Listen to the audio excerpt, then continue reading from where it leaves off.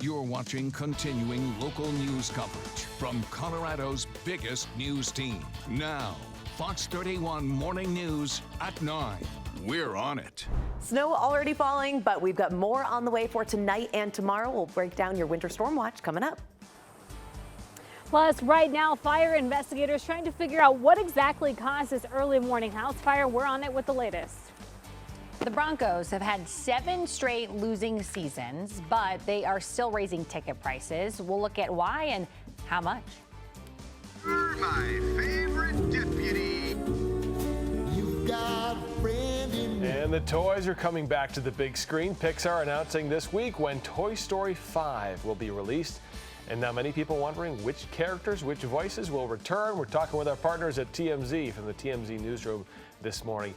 It's 9 o'clock and weather is getting dicey in some spots. In fact, Drew just told me seconds ago, Castle Rock has now gone onto accident alert because the roads are nasty down there, guys. A busy morning. That's why we've got a pinpoint weather alert day for tomorrow. And Kylie warned us we could get a small amount of snow, but timing is everything. Look at this, I-25 in Castle Rock. It is a mess right now. Yeah, yikes. If you are headed up or down I-25, something to be mindful of, and really just across the area, Kylie, as we continue to see snow falling and coming down hard in some places. In some spots, we've seen it kind of back off here in the immediate downtown area from your Backus and Schenker camera. But as I hop on over to radar, we're seeing the biggest impact on the south side of town where, you know, that elevation is just a smidge higher. It's just enough to get a little bit more of that snow, more of that lift. And we're seeing that continue to fall down over Castle Rock. They could pick up a quick inch or two there this morning before we get a break, and then another round moves through for later on this evening and for tomorrow. But you can see Castle Pines down through Castle Rock. Parker, I'm hearing from family there saying that it's snowing, so heads up as you're heading out the door. Temperatures there are quite a bit colder too. We're in the mid-20s versus the 30s that we've got here in Denver. Downtown we had some big old flakes with those warmer temps. Hour by hour today we're going to be in the mid-40s, so some melting. We've got more snow on the way for tonight and tomorrow. We're going to break down that pinpoint weather alert day coming up. All right, Kylie, thank you. And we are continuing our coverage. Jim Hooley has been cruising around. And Jim, you were in Genesee, but really not a lot to talk about there. So you're making your way back to the metro, right? Well, you're not that far from Castle Rock, Jim, but where you are right now, there's barely even snow falling. Yeah, take a look. We're on C-470 right now, heading eastbound over toward I-25, just past Santa Fe. And look at this. I mean, it's completely dry. We got a few flakes coming down right now, but we can see up ahead of us. You know, obviously there's a big cloud bank, that snow bank, and as you've been telling people over the past hour or so, that snow falling along I-25 and south into Castle Rock. I mean, take a look at some of the pictures and the cameras that we have here. I-25 there, you can see it's starting to stick on the roadways. The temperature, as Kylie was just saying, it's probably a little colder down there. We have about 29-30 degrees where we are right now. It's that temperature and that elevation there as you go into Castle Rock and up over Castle Pines Parkway there along I-25. It's just high enough to make the difference to bring the snow. We really didn't have much up in the foothills, and so we decided to come down here. In fact, the sun was shining up there in the foothills. Nonetheless, CDOT is telling people that if you're going up to the high country again this weekend, make sure you're careful because, you know, obviously they're going to get some snow up there too, and they've had so much snow over the past week or so up in the high country, people going up there to ski this weekend. Just be careful. You know, make sure you have the right equipment and make sure you are ready and prepared. But once again, we're moving in east over toward I-25 right now. You can see some of the road surface a little wet, and once we get down into Castle Rock, we'll show you exactly what the picture looks like on the roadway along I-25 down there.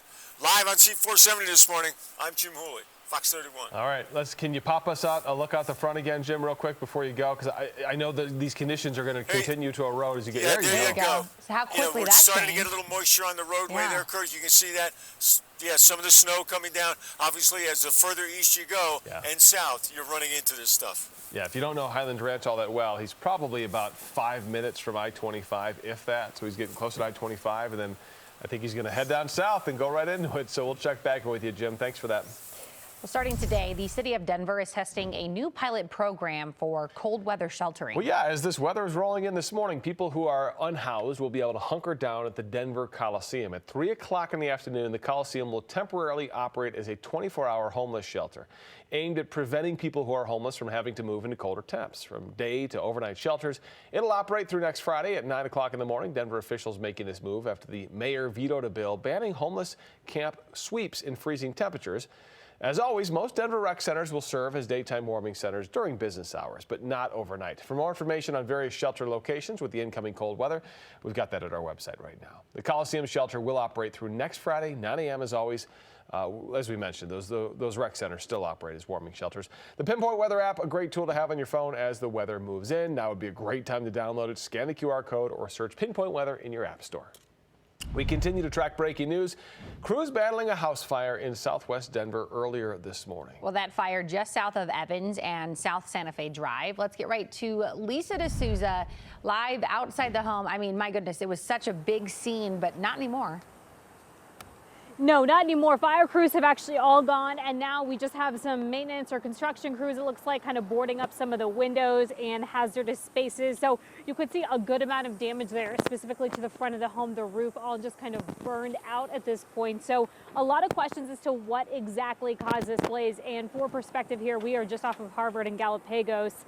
And take a look at some of this video here. First off, from Skyfox, you can see just how big of a fire this was and how big of a response we had earlier this morning. We had several Denver fire trucks really blocking up about a block and a half of the road here. In addition to Denver police were here on scene, and they say that as for the challenges of fighting this fire, they say that there were a lot of holes in the floors, which actually pose, as you can imagine, a safety risk for fire crews. So a lot of big questions as to what exactly caused this blaze, if anybody was in the home at the time. As far as we know, nobody was seriously hurt in this, but again, a lot more to unpack here as to what exactly caused this. Seems like the investigation portion now taking place, and then again, you can see construction crews out here just kind of boarding up all of those windows and doors that are simply unsafe right now. For now, we are live in Denver. Lisa D'Souza, Fox 31. All right, Lisa, thank you. Right now, the fate of the presidential election rests in the hands of the U.S. Supreme Court after they heard arguments in a landmark case that started in Colorado that was appealed all the way up to the Supreme Court. Well, a special session yesterday to decide whether or not the state of Colorado can keep former President Trump off the ballot.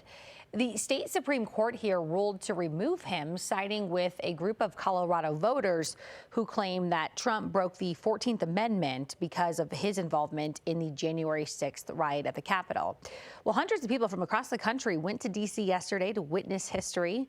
That includes 91-year-old Norma Anderson, the former Republican Colorado lawmaker who has been the face of this case. Ask a lot of questions so that you learn. Getting hard questions has been the story of this case. We got an awful lot of hard questions in the Colorado trial court from a judge who ultimately found that President Trump did indeed engage in insurrection. We got an awful lot of hard questions from the Colorado Supreme Court, which ultimately determined that we were right, that President Trump could be excluded from the ballot. You don't do hard things without asking hard questions. Now, in the courtroom, Justice has spent a lot of time talking about the fact that we don't technically know what defines an insurrection and whether or not Trump did engage in an insurrection, asking why one state should get to determine the outcome of a national election. That's a sentiment shared by the Colorado Republican Party. We wanted to ensure that we could nominate whoever we wanted to nominate. The party is its own private political entity, and if we wanted to put Donald Trump on the ballot or Ron DeSantis or whoever else, that should be our right, and no state actor, no judge, no one should be able to tell us otherwise. Well, the general consensus from court watchers has been that it seems like the justices are likely to side with Trump and overturn Colorado's ruling. And this morning, earlier here on the Fox 31 Morning News, we were joined by Fox 31 legal analyst Chris Decker. He talked about what he thinks about the historic hearing and arguments yesterday. He was listening. Take a listen to this. I think it wasn't close yesterday. I think we had strong indications that the Supreme Court is going to find that Colorado overstepped the bounds in determining that former President Trump shouldn't be on the ballot. In listening to the justices, even some of the liberal justices seemed to be very skeptical of the precedents that would set, and that this should be really a federal decision rather than an individual state's decision. That seems to be what most legal analysts took away from listening to the hearing yesterday, like Chris Decker there. But it's not known when a ruling will come down. It could come down later today. It could come down next week, next month. The Supreme Court kind of operates on their own schedule. But we do know, of course, Super Tuesday and the Colorado primary is in March. Developing right now, a big story, a lot of people talking about this. President Biden lashing out last night after the special counsel's report came out on his handling of classified documents, essentially clearing him, saying he shouldn't be charged, but he's mad. It cleared him, but it raised serious questions about his mental acuity, and that had him fired up. Drew's on it this morning. Drew. It did, and here are the headlines across the country this morning as the report said, quote, Mr. Biden's memory was worse. He did not remember when he was vice president. He did not remember even within several years when his son Beau died, and added that a jury would see Biden as a, quote, well-meaning elderly man with a poor memory. So a fired up president took to the podium last night telling America that his memory is fine. How dare he raise that? Frankly, when I was asked the question, I thought to myself, it wasn't any of their damn business. Simple truth is I sat for a 5-hour interview over 2 days of events going back 40 years. And President Biden responding to the release of that long-awaited special counsel report on his handling of classified documents. It included photographs you see here of classified information the president stored in his garage. As for those documents, Biden blamed his staff. The report also draws a contrast with the documents case involving former President Trump. Biden, it notes, cooperated with investigators. Trump, it says, did not, and that's why he's facing criminal charges. But as Biden was wrapping up his remarks at the podium last night, he was asked about the Middle East. He confused Egypt with Mexico. Take a listen. President of Mexico, Sisi, did not want to open up the gate to allow humanitarian material to get in. I talked to him. I convinced him to open the gate.